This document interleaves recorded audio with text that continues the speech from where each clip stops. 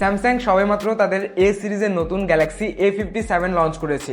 এই ফোনটাকে নিয়ে আলোচনার পাশাপাশি অনেক বেশি সমালোচনাও হচ্ছে। কেন এত বেশি সমালোচনা হচ্ছে, স্পেশাল কি কি ফিচার আছে, সেই সাথে বাংলাদেশে এই ফোনটার প্রাইস কেমন হবে, এই ভিডিওতে এক এক করে সবকিছু জানাবো। শুরুতেই ডিজাইন নিয়ে কথা বলবো। ডিজাইনের দিক থেকে এই ফোনটা বেশ ক্লিন এবং মডার্ন। মেটাল ফ্রেম আছে, ব্যাক সাইডে গ্লাস আছে, ক্যামেরা লেআউটটা অনেকটা গ্যালাক্সি S26 সিরিজ অথবা গ্যালাক্সি Z Fold 7 এর সাথে মিলে যায়।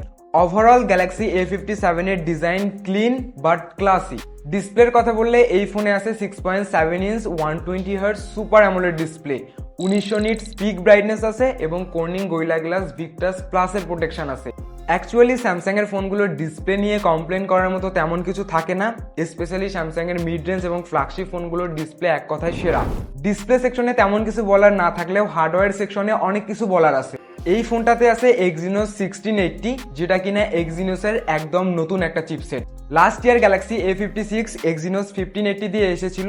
লাস্ট ইয়ারের সাথে যদি আমরা গ্যালাক্সি A57 এর কম্পেয়ার করি তাহলে ডেফিনেটলি লাস্ট ইয়ার থেকে A57 থেকে কিছুটা বেটার পারফরমেন্স পাওয়া যাবে। খুব বেশি যে পারফরমেন্সের ডিফারেন্স দেখতে পাবেন এমনটা আমি ক্লেম করছি না, তবে ডেফিনেটলি A56 থেকে A57 এর পারফরমেন্স কিছুটা বেটার। তবে বাজেট কনসিডার করলে আমার কাছে মনে হয় এই ফোনটাতে স্যামসাং চাইলে আরেকটু ভালো চিপসেট দিতে পারতো। যদিও স্যামসাং এর এ সিরিজ বা এই ফোনটা পারফরমেন্স সেন্ট্রিক ফোন না, আমি বলছি না এই ফোনটার পারফরমেন্স খারাপ।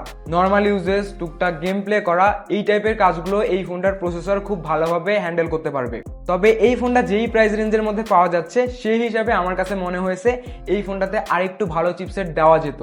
যাই হোক, গ্যালাক্সি A57 অ্যান্ড্রয়েড 16 দিয়ে রান করবে উইথ One UI 8.5।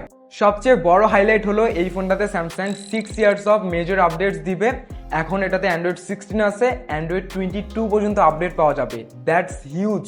আমার কাছে স্যামসাং এর এই ব্যাপারটা খুবই ভালো লাগে। তারা টাইমলি সফটওয়্যার আপডেট দেয়, তাছাড়া তাদের সফটওয়্যার এবং ইউআই খুবই ক্লিন।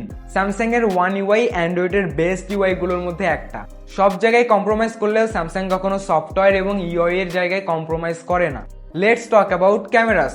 লাস্ট ইয়ার A56 এর মতো A57 এও সেম ক্যামেরা সেটআপ আছে। 50 মেগাপিক্সেলের মেইন শুটার, 12 মেগাপিক্সেলের আল্ট্রা ওয়াইড শুটার আর 5 মেগাপিক্সেলের ম্যাক্রো শুটার আছে। এখানে অবশ্যই আমরা একটা টেলিফোটো শুটার মিস করছি। লাস্ট ইয়ার থেকে ক্যামেরাতে স্পেক ওয়াইজ এই বছর কোনো রকম চেঞ্জ করা হয়নি। যাই হোক, ফোনটার ফ্রন্টে 12 মেগাপিক্সেলের সেলফি ক্যামেরা আছে। ফ্রন্ট এবং রেয়ার বোথ ক্যামেরা দিয়ে 4K তে ভিডিও রেকর্ড করা যাবে। ওভারঅল প্রাইস সেগমেন্ট অনুযায়ী কনসিডার করলে ডেফিনেটলি এই ফোনটাতে একটা টেলিফোটো শুটার থাকা উচিত ছিল বলে আমার মনে হয়। ক্যামেরার পাশাপাশি আমরা ব্যাটারিতেও কোনো রকম আপগ্রেডস দেখতে পাচ্ছি না। লাস্ট ইয়ারের মতো সেম 5000 mAh এর ব্যাটারি আছে উইথ 45 ওয়াট ওয়ায়ার্ড চার্জিং। এখন মোস্ট অফ দ্য স্মার্টফোনগুলোতে আমরা 6000, 7000, ইভেন 8000 mAh এর ব্যাটারি দেখতে পাচ্ছি। সেখানে স্যামসাং এখনো 5000 mAh এর মধ্যেই পড়ে আছে। ইন মাই ওপিনিয়ন স্যামসাং এর অবশ্যই এই ফোনটাতে মিনিমাম 6 থেকে 7000 mAh এর ব্যাটারি দিয়ে লঞ্চ করা উচিত ছিল। প্রাইসের কথা যদি বলি, ইন্ডিয়ায় এই ফোনটার বেস ভেরিয়েন্ট অর্থাৎ 8256GB ভেরিয়েন্টের দাম অলমোস্ট 57,000 ইন্ডিয়ান রুপি। বাংলাদেশে আসলে কেমন হবে আপনারা গেস করে নেন। তবে আমি দেখলাম বাংলাদেশে বিভিন্ন সাইডে এই ফোনটা আনঅফিসিয়ালি পাওয়া যাচ্ছে। আনঅফিসিয়াল প্রাইস প্রায় 60,000 টাকার আশেপাশে। এখন গ্যালাক্সি A57 কে যদি আমি লাস্ট ইয়ার গ্যালাক্সি A56 এর সাথে কম্পেয়ার করি তাহলে আমি বলবো শুধুমাত্র ডিজাইন এবং পারফরমেন্সে কিছুটা ইমপ্রুভমেন্ট আনা হয়েছে, তাছাড়া সেরকম সিগনিফিকেন্ট কোনো ইমপ্রুভমেন্ট আনা হয়নি। লাস্ট ইয়ার থেকে A57 কে কিছুটা থিন করা হয়েছে, ওয়েট কিছুটা কমানো হয়েছে আর নতুন চিপসেট ব্যবহার করা হয়েছে। তাছাড়া লাস্ট ইয়ারের মতো সেম ক্যামেরা সেটআপ আছে, ইভেন ব্যাটারির ক্ষেত্রেও কোনো রকম ইমপ্রুভমেন্ট দেখছি না।